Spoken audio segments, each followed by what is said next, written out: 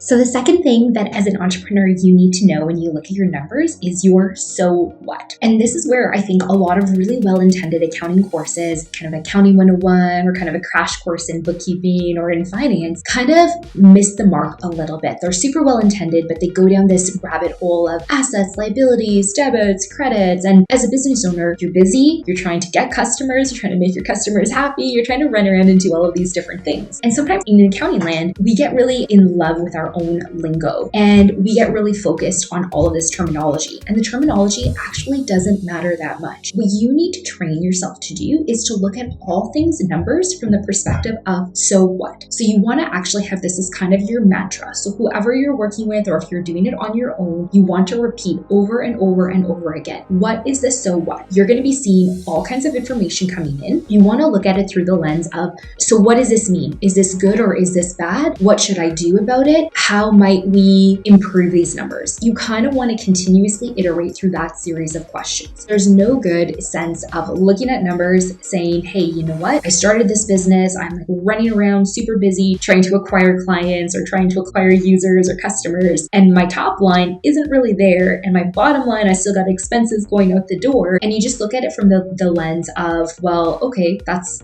what you spent. That's not really going to help you. You want to look at it through the lens of saying, so what am I going to do differently? What am I going to try? What did the financial results that came in last month tell me? Is it telling me, you know what? You did amazing. You're right on track. You're right where you want to be. It's telling you to do more of the same thing. But most of the time, even whenever our numbers are really good, most of us have a lot of ambition. And so if our numbers are really good, we want to get to the next level and the next level and the next level. So even if your numbers are going to make you happy, you probably are going to want to level up again and again and again. So you want to continuously, every single month, look at your numbers through that lens of so what. Now, when I'm saying look at your numbers, well, what does that mean? Well, we're going to talk a little bit about your income statement. You might hear it called your P&L. Ultimately, the wording doesn't matter as much. Remember, we're not going to get caught up in the particular lingo. We're going to focus on the concepts. So your income statement is one piece of paper, and it's a super important piece of paper. It's going to be thought of as having two broad categories. Top category is all the money coming into your business. So it's going to be all of the sales that you're generating from different customers. It's going to be telling you what people are buying from you. The second section is going to be all the expenses, all the things that you're having to spend money on to be able to keep the lights on, to be able to build the product, to be able to deliver what it is that you're intending to deliver. That piece of paper is really, really important because it's going to tell you whether your business model is fundamentally working or not working. Now, you may have also heard a lot about cash flow and saying, you know, cash is king. And cash flow is definitely particularly important. But the income statement across time is going to be what's telling you if your business model is fully functioning, then your P&L will reveal that. I think where sometimes people get a little bit tripped up is when they're looking at their income statement,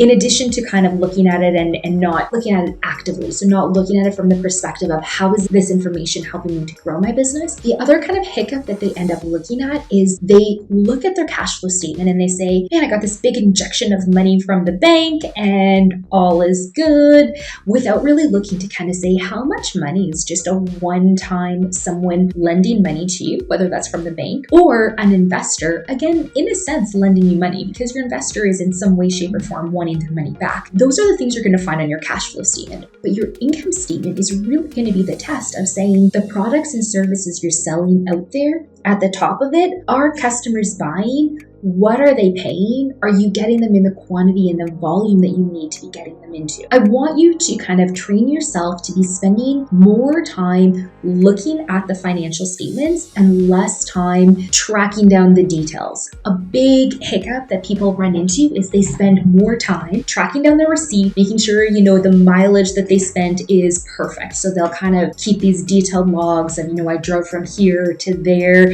and they really kind of end up focusing in on a $3 claim for mileage without looking at their income statement and realizing, oh, we've got a pretty serious problem because I'm bleeding expenses every single month and I'm not attracting customers at the right pace. What I really want you to do is, one, force yourself to be looking at the numbers regularly. And when you look at them, I want you to get yourself into a state of mind where you're looking at them really actively. So you want again and again and again, every single number to to do kind of a sanity check with yourself where you're saying, so what? So what am I going to do as a result of this? Does this tell me that I should be spending more money on marketing? Does this tell me I should be hiring people so that I can kind of shift out of this busy operator mode and actually truly become the owner of the business to be able to oversee it? Look at it through that particular lens of, so what is this telling me?